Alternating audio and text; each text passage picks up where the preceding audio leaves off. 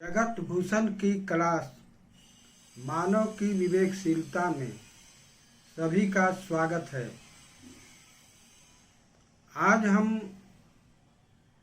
अपराध, पाप, पुण्य पर चर्चा करेंगे, इस पर विचार करेंगे।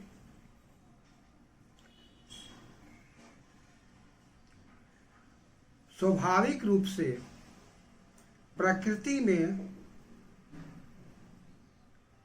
कहीं अपराध नहीं होता,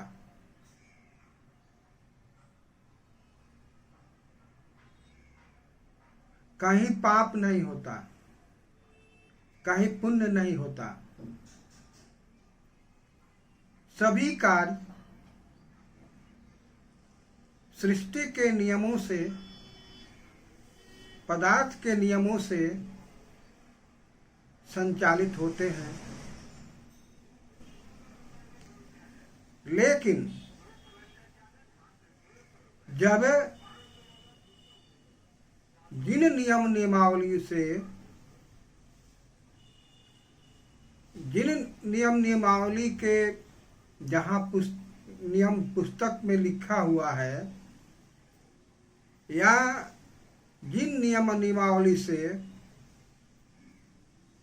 शासन प्रशासन चलता है,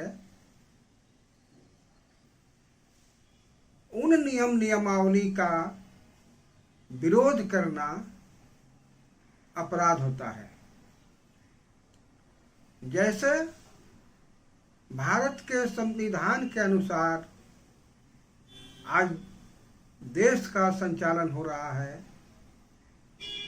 यदि 144 धारा लागू होता है तो जो इस 144 धारा के विरुद्ध में रहते हैं, तो 144 धारा के विरुद्ध में होने के कारण वे अपराधी माने जाते हैं। जब तक के प्रकृति में जंगली पशुओं का मारने पर कोई प्रतिबंध नहीं था, कोई नियम नहीं था, तब तक उन पशुओं को मारना अपराध नहीं था। लेकिन जैसे ही उन पशुओं को मारना के लिए नियम बना और जो पशु को मारेगा वह अपराधी होगा, ऐसा नियम बना, तो अपराध का मतलब है जिससे शासन व्यवस्था चलता है, प्रशासन व्यवस्था चलता है, जिस नियम नियमावली से, जिस पुस्तक से, उसका विरोध करना अपराध है। तो पाप क्या है? जिन नियम नियमावली से समाज का संचालन होता है, धर्म का संचालन होता है, यदि कोई व्यक्ति उन नियम नियमावलियों का विरोध करता है, उसके विपरीत आचरण व्यवहार करता है, तो उसे पाप कहा जाता है। यानी जिस व्यवस्था से देश का संचालन हो रहा हो, राष्ट्र का संचालन हो रहा हो, उन नियमों की विरोध करना, उन नियमों का अवहेलना करना, उस नियमों के विपरीत आचरण व्यवहार करना अपराध है। तो सामाजिक और धार्मिक नियमों का विरोध करना पाप होता है। यह मुख्य रूप से अपराध और पाप में अंतर है। तो पुण्य क्या है भाई? जब सामाजिक और धार्मिक नियमों के पक्ष में कोई व्यक्ति आचरण व व्यवहार करता है तो उसे पुण्य का भागी माना जाता है।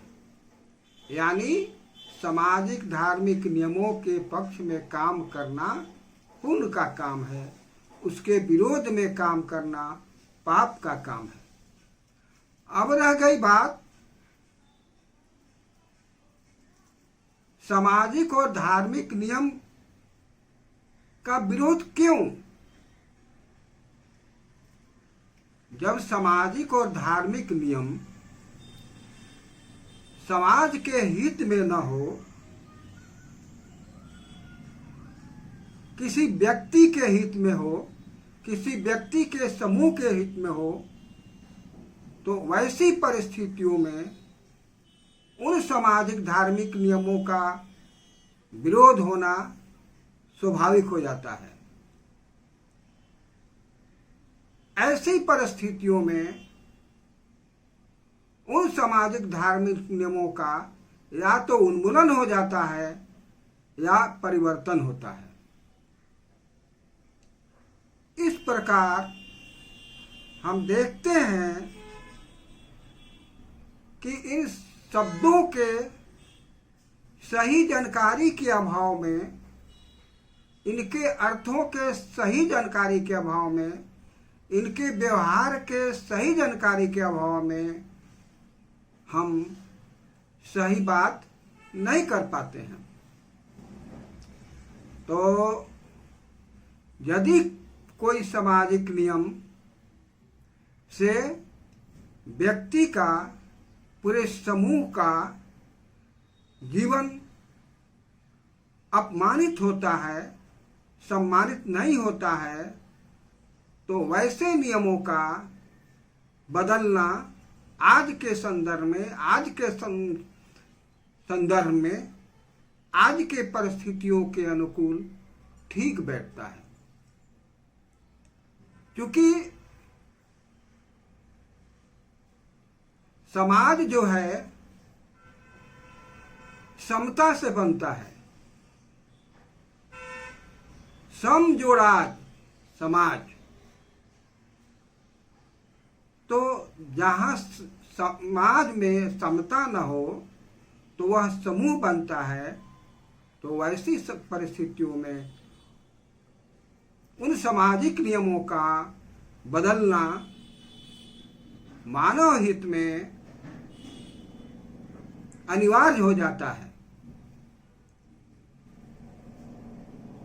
जिन सामाजिक मूल्यों के चलते मानव जीवन संकटमय हो, विकास में बाधा हो, जीवन में आगे बढ़ने में बाधा हो, तो वैसे नियम रहने से क्या फायदे।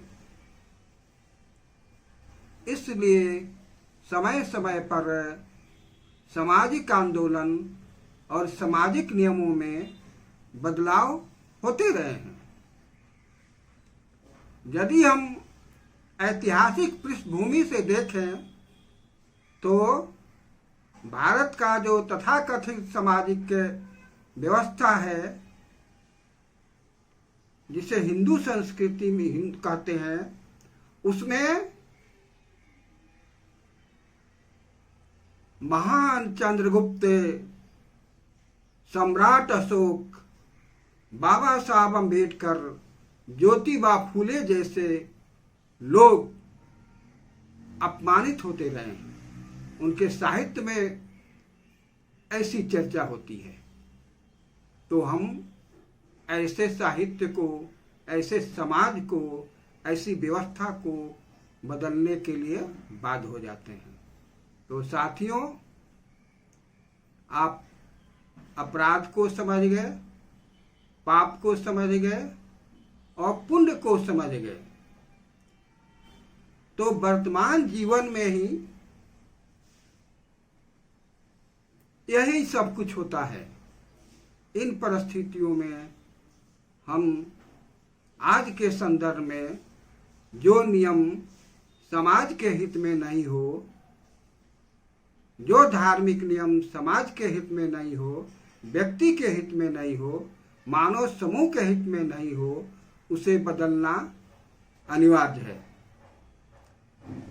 साथियों, आज हमने अपराध, पाप और पुण्य के संदर्भ में अपने विचार रखे।